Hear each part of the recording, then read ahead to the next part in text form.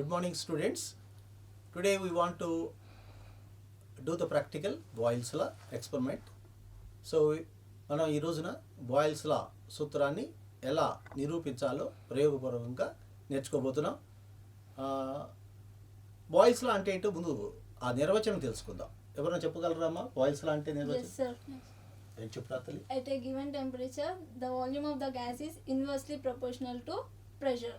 Very good, excellent, good, very good, very good. నువ్వు చెప్తావా? Yes. చెప్పమ్మా. At a constant temperature, at a given volume is inversely proportional to the pressure. Very good. So, at a constant temperature, for a given mass of gas, the volume is inversely proportional to pressure. అంటే ఒక స్థిర ఉష్ణోగ్రత వద్ద ఇచ్చిన వాయువు యొక్క ద్రవ్యరాశి యొక్క ఘన పరిమాణము పీడనానికి విలోమానుపాతంలో ఉంటుంది. So volume is inversely proportional to pressure at a constant temperature. It is called Boyle's law. దీన్ని బాయిల్ సూత్రము అంటారు. దీన్ని నిరూపించాలి అండి. దీన్ని నిరూపించడానికి ఒక ప్రయోగపూర్వకంగా చేయబోతున్నాం మనం. ఇది మనకి ఎగ్జామ్స్లో ఇచ్చే ఇంపార్టెంట్ క్వశ్చన్. ఎలా చేస్తామో చూద్దాం. ఇది PV ఈజ్ ఈక్వల్ టు స్థిరం అండి, కాన్స్టెంట్. ఓకే, వెరీ గుడ్ రమ్మ. ఇది constant, PV is equal to స్థిరం. ఇక్కడ ఘన పరిమాణము అంటే అడ్డుకోత వైశాల్యము ఇంటూ పొడవు. అంటే ఇక్కడ చూడండి, ఈ గొట్టం ఉంది, దీని యొక్క అడ్డుకోత వైశాల్యము ఇంటూ పొడవు వేసుకోవాలి. ఈ గాలి స్తంభం యొక్క పొడవు.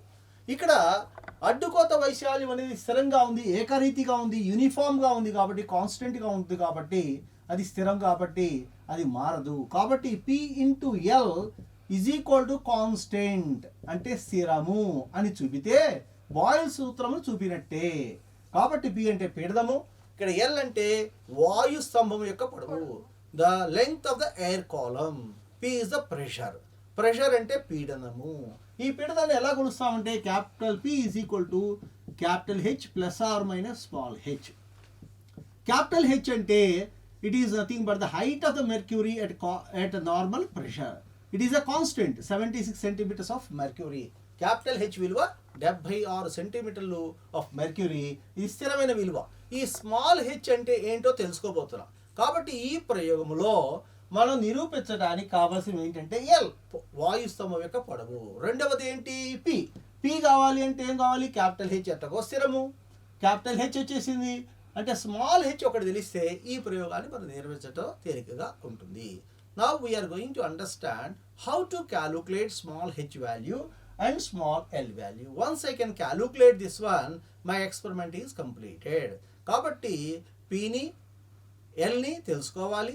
P లోపల capital H plus or minus small h ఉంది. క్యాపిటల్ H స్థిరాంకం కాబట్టి దానికి అనుకోవాల్సిన అవసరం లేదు.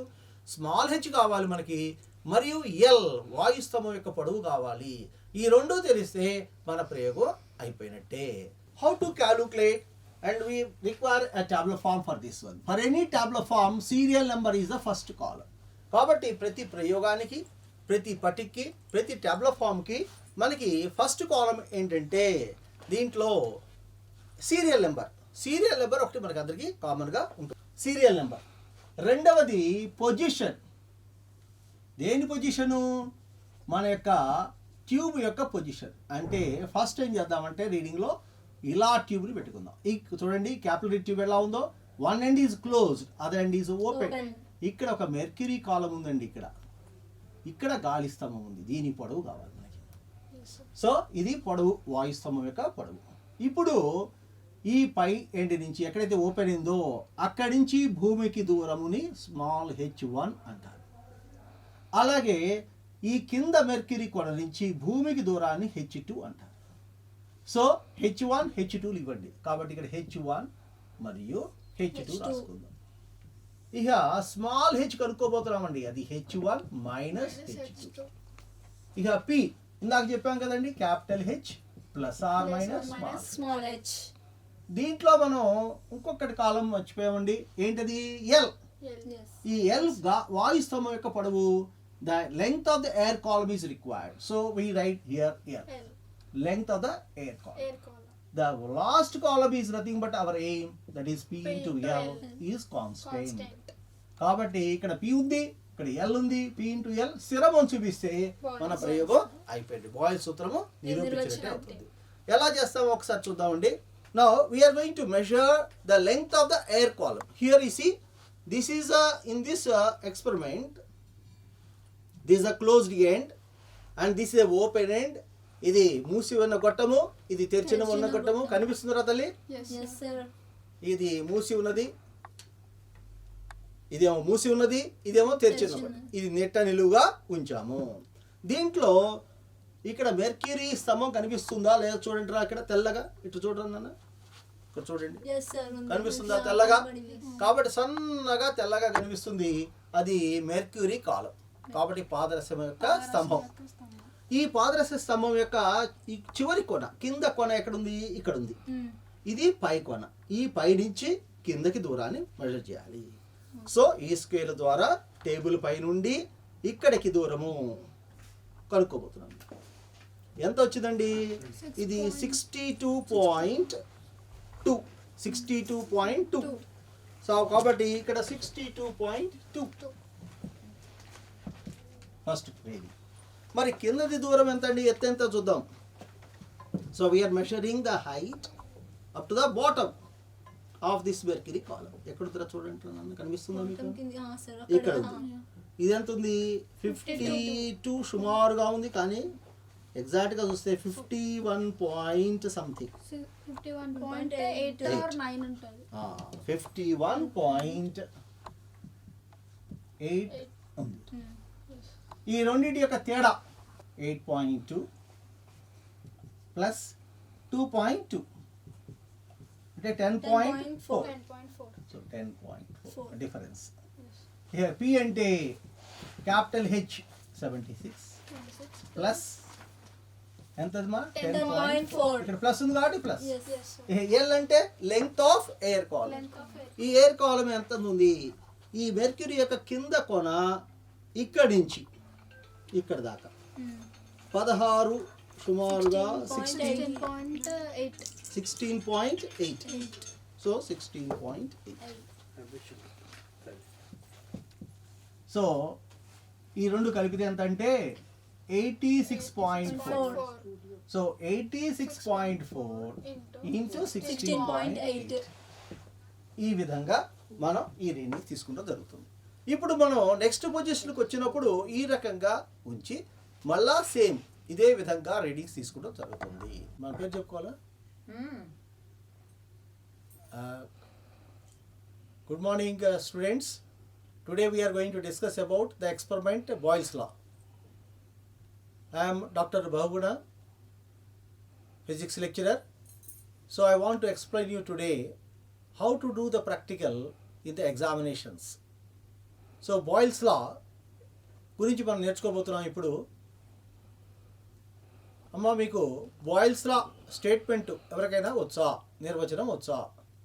Anyone? Yes, sir. At a given temperature, the volume of the gas is inversely proportional to pressure. Pressure. Very good. ఇది చెప్పు కదా. Yes, sir. At a constant temperature, given volume is inversely proportional to pressure. Very good. Very good. So, at a constant temperature for a given mass of gas, volume is inversely proportional to pressure. Pressure. Or pressure is inversely proportional to volume. కాబట్టి ఒక స్థిరమైన ఉష్ణోగ్రత వద్ద ఇచ్చిన ద్రవ్యరాశి కలిగిన వాయువు యొక్క ఘన పరిమాణము పీడనానికి విలోమానుపాతంలో ఉంటుంది. అదే బాయిల్ సూత్రం. కాబట్టి P proportional to 1/V. V. Or PV is equal to constant, స్థిరాంకం. ఇక్కడ వాల్యూమ్ అంటే ఘన పరిమాణము అంటే అడ్డుకోత వైశాల్యము ఇంటూ పొడవు. ఎవరి అడ్డుకోత వైశాల్యము? ఈ గ్లాస్ ట్యూబ్ యొక్క అడ్డుకోత వైశాల్యం. ఇది ఏకరీతిగా ఉంది కాబట్టి ఇది కాన్స్టెంట్గా ఉంటుంది, స్థిరంగా ఉంటుంది. కాబట్టి ఏ విలువ కూడా ఇక్కడ స్థిరాంకం కాబట్టి P into L is equal to స్థిరమని చూపిస్తే సరిపోతుంది. కాబట్టి బాయిల్ నియమాన్ని నిరూపించాలి అంటే మనం P ఇంటూ L స్థిరమని చూపిస్తే సరిపోతుంది. P అంటే పీడనము, L అంటే పొడవు. ఎవరి పొడవు? గాలి స్తంభం యొక్క పొడవు లేదా వాయు స్తంభం యొక్క పొడవు. So P is the pressure, L is the length of the air column. If you show that P into L is a constant, it verifies the Boyle's law. Now, what is P here? P is the pressure given by the formula capital H plus or minus small h. Capital H is a constant. It is 76 centimeters of mercury. కాబట్టి capital H విలువ ఎంత అంటే 76 సెంటీమీటర్లు of mercury కాబట్టి స్థిరము. అంటే small h ఒకటి కనుక్కుంటే సరిపోతుంది. ఇంకేం కావాలి, ఎల్ కావాలి. ఎల్ అంటే గాలి స్తంభపు ఎత్తు. అంటే గాలి స్తంభం ఎత్తు ఎక్కడ ఉంటుంది మనకి? ఇక్కడ చూస్తే ఇక్కడ ఇది తెరిచిన కొన, ఇది మూసిన కొన. ఇక్కడ గాలి స్తంభం అంటే ఈ మూసిన కొనకి ఇక్కడ మెర్క్యూరీ పెలెట్ ఉంది, ఆ మధ్య ఉన్న దూరాన్ని గాలి స్తంభపు ఎత్తు అంటారు. అంటే ఇక్కడ మూసిన కొనకి మెర్క్యూరీ యొక్క కింద ఉన్న పొజిషన్కి మధ్యలో ఉన్న పొజిషన్ని మనం ఏమంటామంటే లెంగ్త్ ఆఫ్ ఎయిర్ కాలమ్ అంటారు. కాబట్టి ఈ రెండు కనుక్కుంటే ఈ ఎక్స్పెరిమెంట్ అయిపోయినట్టే. How to calculate dum?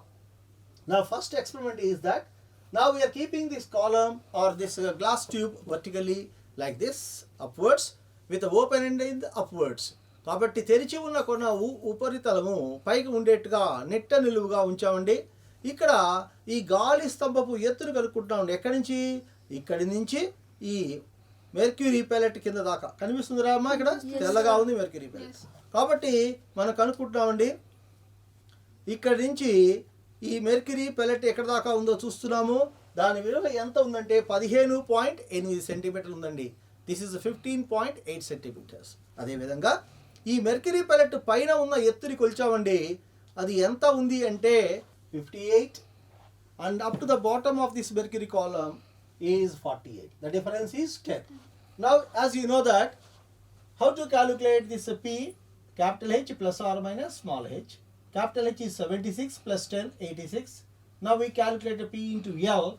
This P is 86. L is nothing but the air column, 15.8. So multiplied, we got this value like this. Now how to do this practically is now just turn this one like this. So we are rotating a little bit angle like this. Now measure this air column, measure the height H1 like this vertically, and also calculate this height vertically H2. Now I take the next reading. So చూడండి, ఇప్పుడు ఈ పొజిషన్లో పెట్టినప్పుడు ఇక్కడి నుంచి ఇక్కడ mercury కాలం యొక్క లెంగ్త్ని L కనుక్కున్నామండి. అలాగే ఈ తెరిచిన గొట్టం వైపు ఇక్కడ ఉంది కాబట్టి ఈ హైట్ని H1గా కొలుస్తాము టేబుల్ నుంచి. అదేవిధంగా దీన్ని H2గా కొలుస్తాము.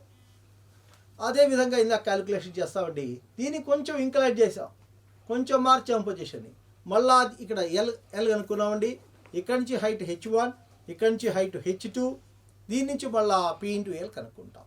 ఈసారి రీడింగ్ని ఇట్లా పెడతాం, హారిజాంటల్గా పెట్టామండి. సో ఇది హారిజాంటల్గా పెట్టినప్పుడు H1 ఎంత అవుతుందంటే H2 కూడా అంతే అవుతుంది. కాబట్టి డిఫరెన్స్ ఈజ్ 0 అవుతుంది. కాబట్టి ఇక్కడ P అంటే capital H plus or minus small h అంటే మీకు ఎంత అవుతుందంటే 76 అవుతుంది. ఇక్కడ ఎల్ కనుక్కుంటాము. ఎల్ ఇంటూ ఈ హెచ్ అంటే ఇక్కడ చూడండి 1345 ఇంటూ 2. దిస్ ఈజ్ నా కొంచెం దీన్ని రొటేట్ చేస్తే మళ్ళీ ఒక రీడింగ్ తీసుకుంటామండి. ఇదే విధంగా ఇట్లా చేసినప్పుడు ఏమవుతుందంటే ఇక్కడ H1 మైనస్ H2 నెగటివ్ వస్తుందండి.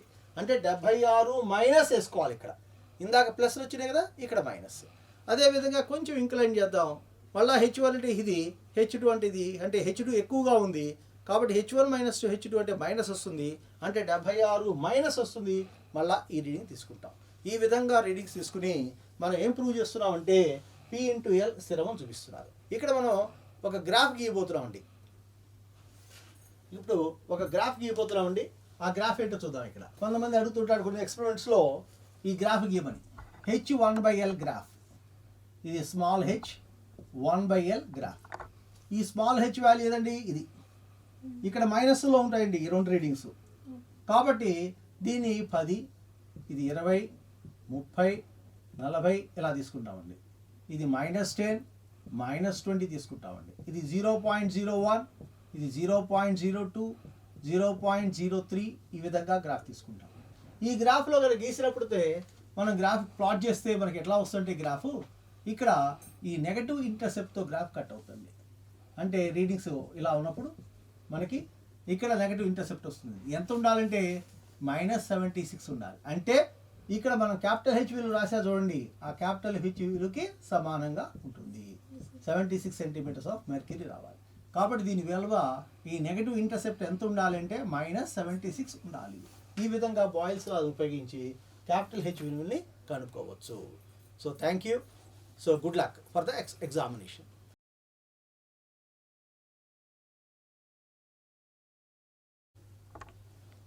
Hello everyone. Today we are going to do the experiment force constant of a spring. Spring స్థిరాంకాన్ని మనం ఈ స్ప్రింగ్ను ఉపయోగించి కనుక్కోబోతున్నాం. The principle of it is the restoring force and the displacement produced in the spring are opposite to each other. F is equal to minus kx is the formula. F is equal to minus kx. K is a constant which is called the spring constant. Spring స్థిరాంకం మనం కనుక్కోబోతున్నాం. So దానికి ఉపయోగించేది ఈ spring, this weight hanger. So initially we are suspending three weights. Each weight, you can suspend two weights also. Each weight is 50 grams. So if I suspend three weights, it means I am suspending 150 grams. 150 grams. In kilograms, how do I convert grams into kilograms? Into 10 power minus 3. So I have done that. Now I am taking the stopwatch. Earlier we have done the simple pendulum experiment, which is undergoing simple harmonic motion. The spring, loaded spring, when pulled down and leave it, it also makes oscillations, and this motion also comes under SHM only, simple harmonic motion. Now, okay, we suspended 150 grams, pull it down, it makes oscillations. Now when you start counting the oscillations, switch on the stop clock, just like in simple pendulum only. So count. In the case of simple pendulum, we counted to and fro. I started from this point to the other extreme. Back to me is one oscillation.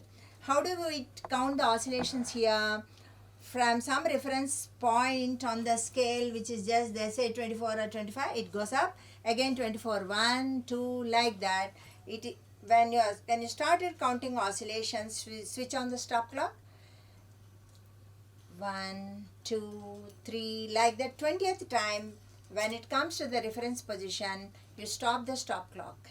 So here the time for 20 oscillations is recorded.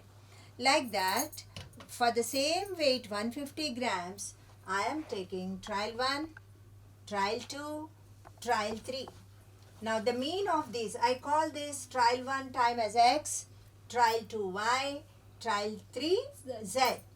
Mean of these total time for 20 oscillations is x plus y plus z by 3. Then from this, I am calculating the time period, that is time for one oscillation, total time divided by 20. Okay, then what I am doing, I am taking this weight hanger, I am adding one more weight. Now the total weight that is suspended is 200 grams. So 200 grams, pull it down, it makes oscillations. Again, with the help of the clock, note down the time for 20 oscillations. Do the time 3 times like you have done in the previous case when you have suspended 150 grams. Meantime, time period, leave it. Then you add one more weight. If you add total 5 weights of each 50, it becomes 250. Trial 1, trial 2, trial 3, meantime you have calculated. Now the formula to calculate, K1 is force constant 4 pi square into m2 minus m1 by t2 square minus t1 square. Here is the formula for K2, K3, K. The mean of these three force constants is K1 plus K2 plus K3 by 3. And how we get that unit? F is equal to minus Kx. Forget about minus sign when you are calculating the unit. So K is equal to F by X. F unit is Newton and X unit in SI is meter. Therefore Newton meter to the power of minus 1. Now what are the precautions that you should take? Like in the previous case, I should not suspend 1 kilogram to this. In which case the spring breaks. Okay, so care should be taken that it won't, the spring won't break, and then no round and round motion. It should move only up and down, linear motion. Okay, so and time should be noted down very carefully. These are the precautions. మనం ఇవాళ spring స్థిరాంకాన్ని కనుక్కోబోతున్నాం. దీనికి formula ఏంటి అంటే పునఃస్థాపక బలం, స్థానభ్రంశం ఒకదానికొకటి అనులోమానుపాతంలో ఉంటాయి. F = -kx. ఈ మైనస్ సైన్ ఏంటి, పునఃస్థాపక బలం పైన ఊర్ధ్వ దిశలో యాక్ట్ చేస్తుంటే స్థానభ్రంశము కింద దిశలో ఉంది, అందుకని మైనస్ సైన్ వచ్చింది. ఓకే, సో ఫస్ట్ 150 గ్రాములు తీసుకోవాలి మనం. ఇక్కడ 150 గ్రాములు తీసుకుని దానికి ఓకే 3 అంటే 3 వేసేసి ఈ స్ప్రింగ్ని మనం లాగాలి. నెమ్మదిగా లాగి వదిలినప్పుడు అది డోలనాలు చేస్తుంది. సో మీరు ఎప్పుడైతే డోలనాలు కౌంట్ చేయడం మొదలు పెడతారో అప్పుడు స్టాప్ క్లాక్ను ఆన్ చేసి 20 డోలనాలకి పట్టిన కాలం చూడాలి. 20వ మీరు రిఫరెన్స్ పొజిషన్ మన ఇష్టం, పైన పాయింట్ అయినా తీసుకోవచ్చు, కింద పాయింట్ అయినా తీసుకోవచ్చు. నేను ఇప్పుడు ఇది ఎక్కడుంది, ఇది 20. సో నేను పుల్ చేసినప్పుడు 25 దగ్గరికి వచ్చింది అనుకోండి, పైకి వెళ్ళి మళ్ళీ 25 దగ్గరికి వచ్చినప్పుడు 1 ఆసిలేషన్, ఒక డోలనం. ఆ విధంగా నేను 20 డోలనాలకి పట్టిన కాలాన్ని 3 సార్లు చేశాను ఎక్స్పెరిమెంట్. తర్వాత దీనికి ఇంకొక వెయిట్ యాడ్ చేశాను, 200 అవుతుంది. అదేవిధంగా 250. మూడిటి సరాసరి కనుక్కున్నాను. ఇప్పుడు ఈటీకి తేడా ఏంటి, ఈటీ 20 డోలనాలకి పట్టిన సరాసరి, ఈటీ 1 డోలనానికి పట్టిన కాలం, దీన్ని డోలనావర్తన కాలం అంటాం అన్నమాట. సో K1 ఫార్ములా ఇది 4π² m2 - m1/t2² - t1². మీరు విడిగా చేసుకోవాలి. ఇక్కడ t2²కి కాలం లేదు, ఇందులో t2 t1 ఏమవుతాయి, ఇదిగో ఇది t1 అవుతుంది, ఇది t2 అవుతుంది, ఇది t3 అవుతుంది. అదేవిధంగా ఇక్కడ m1 m2 m3 రాశాను. సో మీరు పక్కన క్యాలిక్యులేషన్స్ పార్ట్లో t1² t2² t3² క్యాలిక్యులేట్ చేసుకుని ఇందులో ప్రతిక్షేపించినప్పుడు మీకు ఆ విలువలు వస్తాయి. మీరు సరిచూసుకోవచ్చు. మీరు యాక్చువల్గా ల్యాబ్లో ఎక్స్పెరిమెంట్ చేసినప్పుడు మీ రీడింగ్స్ మీకు ఉంటాయి. ఇవి మేము చేసినప్పుడు వచ్చిన, ఒక స్టూడెంట్ చేసినప్పుడు వచ్చిన విలువలు. K = K1 + K2 + K3/3. దాని ప్రమాణాలు ఏమవుతాయి, F = -kx.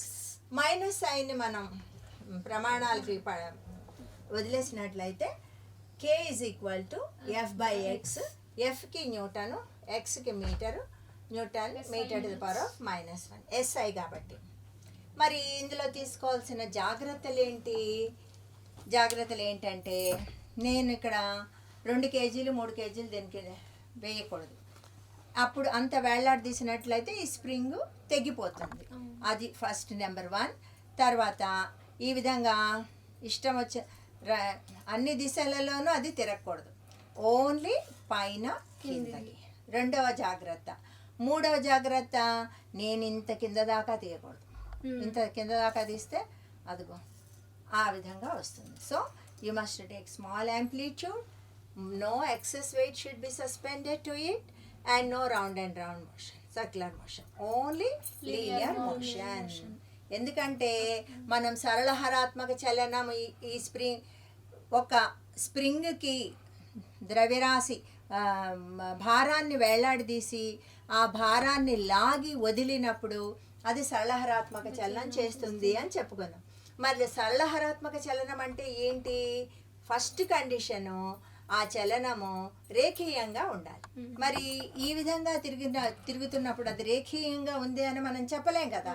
అందుకని ఇది ఈ విధంగా తిరగకుండా పైకి కిందకి మాత్రమే తిరిగేటట్టుగా చూసుకోవాలి. ఈ ఎక్స్పెరిమెంట్కి ప్రత్యేకంగా గ్రాఫ్ అనేది ఏమీ లేదు.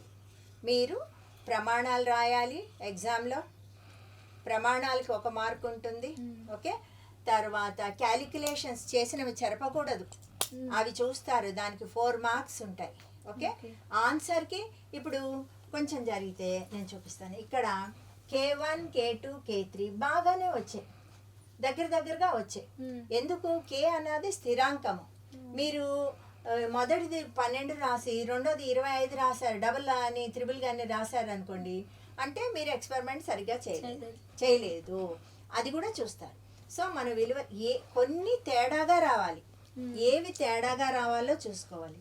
కానీ ఇక్కడ ఆ ప్రిన్సిపల్ వర్తించదు. ఇది K అన్నది స్థిరాంకము, spring స్థిరాంకము, So as it is a constant of a spring, you should get the more or less the same values. ఒకటే రావాలని అన్నీ ఒకటే రాశారు అనుకోండి, అప్పుడు ఎగ్జామినర్కి డౌట్ వస్తుంది. Okay, so like that just take care, do the experiment properly and enter the readings. Thank you all.